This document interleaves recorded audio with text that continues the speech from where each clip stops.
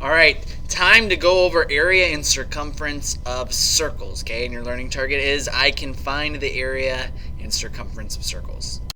All right, so in order to find the area and circumference of circles, okay, we have to do a couple of things. To find the area of a circle, we use the formula. Get ready for it. It's going right here. The area is A, stands for area, is equal to pi r squared, okay? Pi r squared. To find the circumference of a circle, we use the formula C, meaning circumference, is equal to 2 pi r.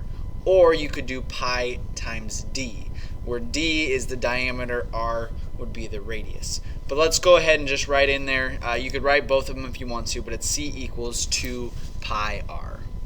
All right, example 1 here wants us to answer what is the area and circumference of the given circle. Okay, and here's our circle over here. So let's go ahead and we're going to find the area first. We know that the area is equal to pi r squared. That's the formula for finding the area. So what we have to do is, instead of using r, we have to plug in our radius, which is 9.2. Okay, so the area is then going to be equal to pi times 9.2 squared. Okay, that's where that's the timing where we can get our friend out. We can go ahead and go pi times 9.2 squared, just like that.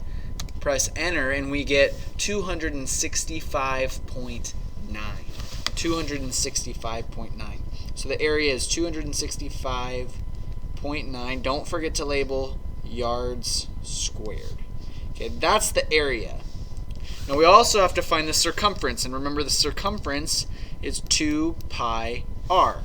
Okay, so just solving for the circumference then, C is going to be equal to 2 times pi times 9.2. Okay, we could actually simplify this a little bit. 2 times 9.2 is just going to be 18.4 pi. And so our circumference then, 18.4 times pi, is 57.8. 57.8. Now remember, we're talking about circumference. Circumference is just the distance around the circle, and so we don't have to put any squared or anything. It's just in one dimension. So 57.8 yards. Example 2 says that we're given a circle that has an area, so we already know the area, and that's 12.57 centimeters squared. We want to know what is the diameter and the circumference, okay? So let's go ahead and we're going to use the area formula. We got to work a little bit backwards. We know what the area is. We know the area, well, the formula for area is pi r squared. And we're given that the area is 12.57. We need to know what r is. And actually, really what we need to know is our diameter, but we have to use our radius in terms of what a circle is, right? Okay, so we've got 12.57 equals pi r squared. First thing we need to do is divide by pi. Because if we divide by pi, this is just algebra, those are going to cancel out, and we'll be left with, I don't know what 12.57 divided by pi is. Divided by pi, oop, that's not pi, is 4. Okay, if we round that, that's going to just be 4. So we've got 4 is equal to r squared. And then to get r by itself, we got to take the square root of both sides. We end up getting 2 is equal to our radius. Now remember, diameter is twice the radius, right? The radius is just half of that diameter. So our diameter, d, is going to be 2 times 2, which is 4. So our diameter is going to be 4. Now we also need to find the circumference for this, okay? And remember, circumference is 2 pi r. Okay, so our circumference is going to be equal to 2 times pi times r. Now remember, r was 2. Okay, so we can simplify this. 2 times 2 is 4. So our circumference is going to be 4 times pi, which 4 times pi is 12.6. So our circumference is equal to 12.6 centimeters, okay? And remember, I also forgot to do that over here. Our diameter should be 4 centimeters. All right?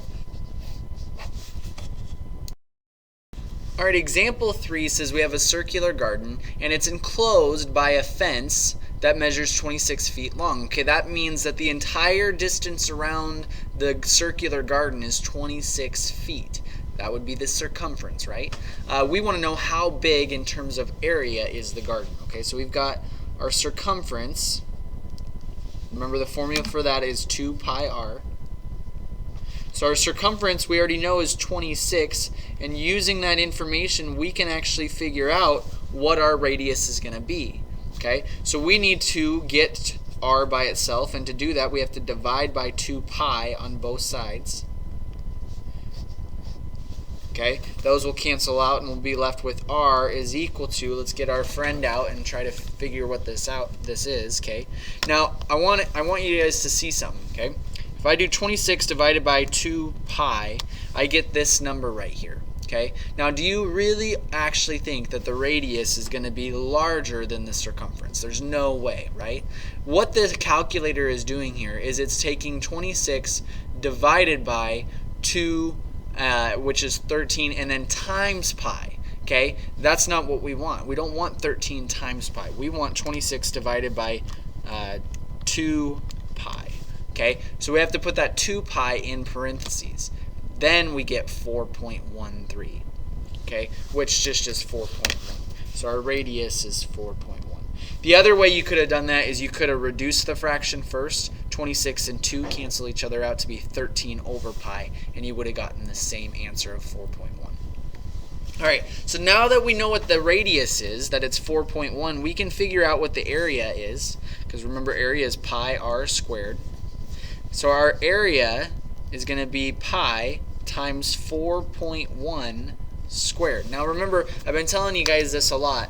Try to keep using that number, okay? The number that we've already been given first, okay? So we have our radius squared, 4.1 squared. So let's go ahead and square this first, then multiply by pi, and we get 53.8. So our area is equal to 53.8 feet squared. All right, that's it.